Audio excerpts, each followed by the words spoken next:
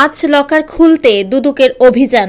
বাংলাদেশ ব্যাংকের মতিঝিল শাখায় সুরক্ষিত লকার বা সেফ ডিপোজিটর খুলতে অভিযান চালাবে দুর্নীতি দমন কমিশন দুদক। আজ রোববার ঢাকা জেলা প্রশাসনের একজন নির্বাহী ম্যাজিস্ট্রেটের উপস্থিতিতে লকার খোলা হবে বলে জানা গেছে।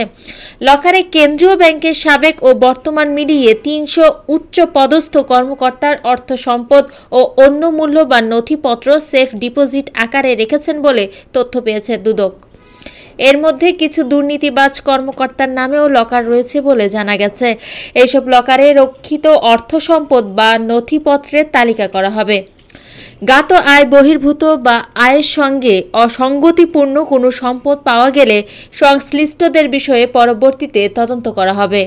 ২৬ জানুয়ারি দুদক কেন্দ্রীয় ব্যাংকের সাবেক ডেপুটি গভর্নর এস.কে সুরের লকারে তল্লাশি করে প্রায় ৫ কোটি টাকার সম্পদের সন্ধান পেয়েছে। এগুলো এখন কেন্দ্রীয় ব্যাংকের জিম্মায় রাখা হয়েছে। অভিযানের সময় দুদক কেন্দ্রীয় ব্যাংকের কর্মকর্তাদের নামে আরও কিছু লকার দেখতে পায়। এর মধ্যে যাদের নামে বর্তমানে দুর্নীতির অভিযোগে তদন্ত চলছে তাদের নামেও লকার থাকতে পারে বলে সন্দেহ করা হচ্ছে। এই কারণে দুদক ওইসব লকারেও তল্লাশি চালানোর সিদ্ধান্ত নেয়।